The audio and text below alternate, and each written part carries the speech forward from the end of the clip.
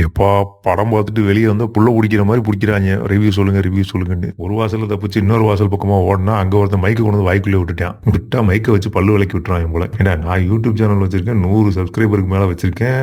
இதுல வீடியோ போடாம ஒன்ட்ட வந்து ரிவ்யூ சொல்லுவேன்.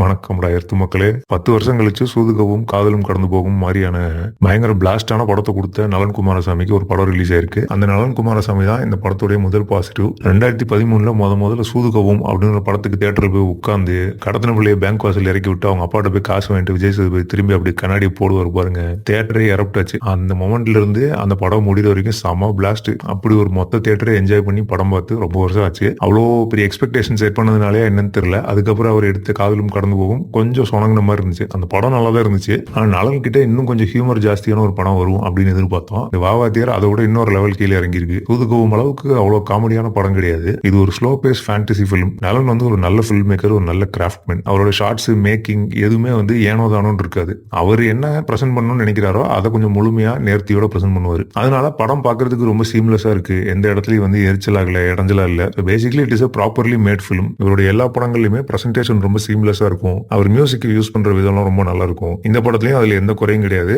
இந்த படத்துடைய கதை என்னன்னா, எம்ஜிஆர் ஃபேனா இருக்க ராஜ்கிரண் எம்ஜிஆர் செத்த அதே நாள் அதே நேரத்தில் பிறக்கக்கூடிய தன்னோட பேரனை கிட்டத்தட்ட எம்ஜிஆர் மாதிரியே வளர்க்கணும், அதே மாதிரி நல்லவனா இருந்து ஊருக்கு நல்லது செய்யணும் அப்படின்னு அவர் நினைக்கிறாரு. எம்ஜிஆர் நல்லவர் அப்படிங்கிறதுக்கு நம்ம கிட்ட எந்த ஆதாரமும் கிடையாது. ஆனா இந்த படத்துல வர ராஜ்கிரண் கேரக்டர் அதை நம்புது. ஸோ பேசிக்கலி இந்த மாதிரி நம்பிக்கையில் இருக்கக்கூடிய ராஜ்கிரண் அதே மாதிரி தன்னுடைய பேரனை வளர்க்கணும், அவங்க வந்து ஒரு நேர்மைவாதியாக இருக்கணும், ஊருக்கெல்லாம் நல்லது செய்யணும் அப்படிங்கிற மாரல் ஸ்டாண்டோட தன்னுடைய பேரனை வளர்க்குறாரு.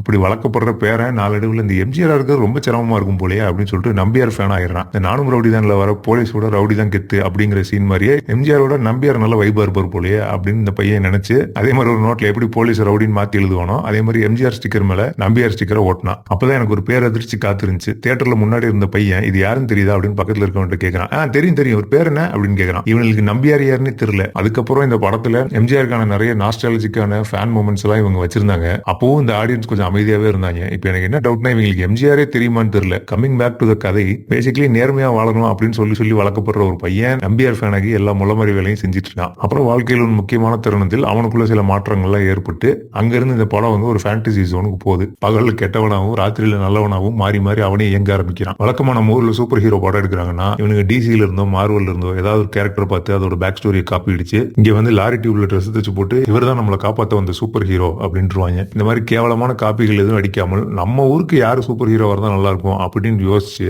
இங்க பாப்புலரா இருந்த மக்களின் பேராதரவை பெற்ற எம்ஜிஆர் அப்படிங்கிற ஒரு முகத்தில் ஒரு சூப்பர் ஹீரோ வந்தா எப்படி இருக்கும் அப்படின்ற ஒரு கற்பனை. அந்த கற்பனையை ஃபிட் பண்றதுக்கு ஒரு வேர்ல்டே கிரியேட் பண்ணி ஒரு கற்பனையான நகரத்துல ரொம்ப கன்வின்சிங்கான ஒரு வேர்ல்டு தான் நமக்கு பிரசன்ட் பண்றாரு நலன். இந்த படம் இந்த கட்டத்தை அடையும் பொழுது இது ஒரு நல்ல விஷயம் தான். காமிக்ஸ்ல இருந்து காப்பி அடிக்காம நம்ம ஊருக்காரங்களே யாரோ ஒருத்தர் சூப்பர் ஹீரோவா காட்டுறாங்களே. இதே மாதிரி நம்ம ஊர்ல விடாது கருப்புன்னு ஒரு சீரியல் எடுத்திருக்காங்க. எல்லாருக்கும் தெரிஞ்ச எல்லாரும் எல்லை காவலராக நினைக்கக்கூடிய கருப்புசாமி அப்படிங்கிற ஐடென்டிட்டிக்கு பின்னாடி ஒரு விஜிலாண்டி வந்து தீயவர்களை அழித்து நல்லது செஞ்சா எப்படி இருக்கும் அப்படின்னு ஒரு சீரியல் எடுத்தாங்க. அதுக்கு சயின்டிபிக்கலான லாஜிக்லாம் வச்சிருந்தாங்க. அது எல்லாருக்குமே தெரிஞ்சிருக்கணும். பட் இவங்களுக்கு நம்பியாரே யாருன்னு தெரியல, இவங்களுக்கு விடாது கருப்பெல்லாம் தெரிஞ்சிருக்குமான்னு தெரியல. ஸோ அந்த மாதிரி இவங்க ஒன்று பண்ணியிருக்காங்களே எம்ஜிஆர் வச்சு, பரவாயில்லையா அப்படின்னு நான் நினைச்சிட்டு இருந்தேன். ஆனா படம் போக போக தான் தெரிஞ்சது இவங்க விடாது கருப்பு தான் திருப்பி எடுத்து வச்சிருக்காங்க அப்படின்னு. தப்பு இல்லை, ஏன்னா அப்படியே காப்பி அடிக்கல. அந்த சில சாராம்சங்களை மட்டும் எடுத்துக்கிட்டு அதை இவர் ஒரு வேர்ல்டுக்குள்ள ஃபிட் பண்ணியிருக்காரு. இது நல்லா தான் இருந்துச்சு. அதுக்கப்புறம் என்னாச்சு அப்படிங்கிறது நீங்க தியேட்டர்ல போய் படம் பார்த்து தெரிஞ்சுக்கலாம். இந்த படத்துல ரொம்ப நாள் கழிச்சு நம்மளுடைய பிரிட்டன்ஷியஸ் ஸ்டார் கார்த்தி வந்து கொஞ்சம் லெஸ் பிரிட்டன்ஷியஸா இருந்தாரு. அதே மாதிரி டைரக்டர் சொல்ற வேலையை ஒழுங்கா செஞ்சது இந்த படம் தான் நினைக்கிறேன். பார்க்கறதுக்கு ரொம்ப நல்லா இருந்தாரு. அந்த கேரக்டர் ரொம்ப கன்வின்சிங்காகவும் இருந்தாரு.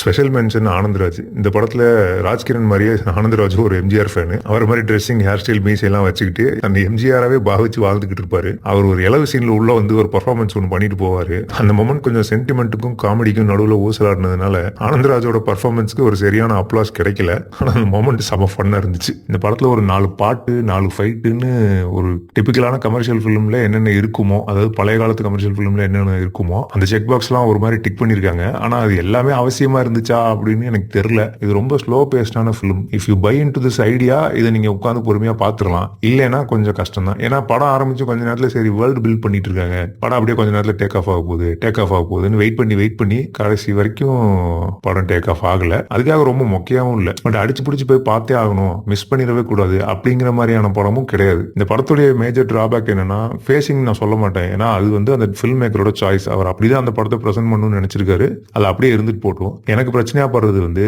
இவங்க யூஸ் பண்ண இந்த எம்ஜிஆர் கேரக்டரும் அப்புறம் வந்து இவங்க கேபிட்டலைஸ் பண்ணணும்னு நினைச்ச எம்ஜிஆருக்கு மக்கள் மக்கள் மத்தியில் இருக்க கிரேஸும். இதுல என்ன இவங்க கனெக்ட் பண்ண மறந்துட்டாங்கன்னா, எம்ஜிஆர் செத்துட்டாரு, எம்ஜிஆர் ஃபேன்ஸ் எல்லாம் செத்துட்டாங்க, அவர் வளர்த்த நாய், அவர் வளர்த்த கட்சி எல்லாம் செத்து போச்சு. இப்படி ஒரு முடிஞ்சு போன சகாப்தத்துல இருந்து ஏதோ ஒரு கேரக்டர் எடுத்து திடீர்னு ஒரு படம் எடுக்கும் பொழுது பெருசா நான் பார்த்த ஷோல என் கூட இருந்த ஆடியன்ஸோட பெருசா கனெக்ட் ஆகல. பாதி பேருக்கு அவங்க காட்டுற ரெஃபரன்ஸ் எல்லாம் யாருன்னே தெரியல, அவங்க காட்டுற சீன், அவங்க போடுற பாடல்கள் இதெல்லாம் யாருக்குமே தெரியல. ஆனா படத்துல வரக்கூடிய 2-3 ஃபீமேல் கேரக்டரை ஆடியன்ஸ்ல இருந்த நிறைய பேர் வந்து ரெகக்னைஸ் பண்ணாங்க. ஏய் இவாடா, இந்த பொண்ணுடா அப்படின்னு சொன்னானுங்க. இன்ஸ்டாகிராம்ல அவருக்கு எல்லா பிள்ளையிலும் இவங்க நல்லா தெரிஞ்சு வச்சிருக்காங்க. பேசிக்கலி இந்த ஜெனரேஷனுக்கு கன்சியூம் பண்றதுக்கு நிறைய இருக்கிறதுனால இவங்க தலைமுறைக்கு முன்னாடி உலகத்துல இருந்த பாப்புலர் கல்ச்சரை அதை பத்தி தெரிஞ்சுக்கிறதுக்கான வாய்ப்பும் இவங்களுக்கு ரொம்ப கம்மியா இருக்கு. அண்ட் அதுக்கு அவசியமும் இல்லை, அதை நம்ம ஃபோர்ஸ் பண்ணவும் முடியாது.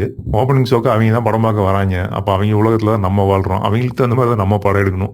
ஆனா இப்ப கூட வந்து நிறைய புறநகர் பகுதிகளில், கிராம பக்கத்துல இருக்கக்கூடிய தியேட்டர்கள்ல பழைய எம்ஜிஆர் படம், சிவாஜி படத்தை எல்லாம் போட்டு அவங்களுடைய டை ஹார்ட் ஃபேன்ஸ் எல்லாம் இன்னும் அதே மாதிரி ஹேர் ஸ்டைலு, விக்கு, சட்டை பேண்ட் எல்லாம் போட்டுக்கிட்டு அந்த படங்களை எல்லாம் பார்த்துட்டு ஒருவேளை அந்த படத்துல எம்ஜிஆரோ சிவாஜியோ ஆகுற மாதிரி ஒரு சீன் இருந்துச்சுன்னா அவங்க அந்த படத்தை அந்த சீன் வரைக்கும் பார்த்துட்டு அந்த சீனுக்கு கரெக்டா கொஞ்சம் முன்னாடி எந்திரிச்சு வெளியே வந்து நின்று மொத்தமா அழுதுட்டுலாம் இருப்பாங்க. இப்படிப்பட்ட காட்சிகள்லாம் நடக்கக்கூடிய இந்த தமிழ்நாட்டுல இந்த மாதிரி ஆடியன்ஸ் கிட்ட எல்லாம் போய் இந்த படம் சேர்ந்துச்சுன்னா அவங்களுக்கு எல்லாம் கண்டிப்பா இந்த படம் ஒர்க் ஆகும். எனக்கு எம்ஜிஆர் யாரு, நம்பியார் யாருன்னு தெரியும், அதனால எனக்கு பாதி ஒர்க் ஆச்சு. பேசிக்கலி உங்களுக்கு எம்ஜிஆர், நம்பியார் இந்த மாதிரியான ஆக்டர்ஸை பத்தி எல்லாம் பெருசா தெரியாது, அவங்க நடித்த படங்களை பத்தி எல்லாம் கேள்விப்பட்டது இல்லை அப்படின்னா இந்த படம் ஒர்க் ஆகுறது சிரமம் தான். இன்னும் சிலர் இருக்காங்க, அவங்களுக்கு நலன் குமாரசாமி யாரும் தெரியாது, தயவுசெய்து விட்டுருங்கடா, உங்களுக்கான படம் வேற எப்பயாவது வரும், இந்த படத்தை விட்டுருங்க. இந்த படம் வந்து நலன் குமாரசாமி மேல இருக்கக்கூடிய ஒரு பர்சீவ்டு லைக்கிங்கோட பார்த்ததுனால எனக்கு பாதிக்கு பாதியாவது ஒர்க் ஆச்சு. அதுவும் உங்களுக்கு இல்லைன்னா கொஞ்சம் கஷ்டம் தான். So watch at your own risk. Centre city சேனலுக்கு சப்ஸ்கிரைப் பண்ணுங்க. நன்றி, வணக்கம்.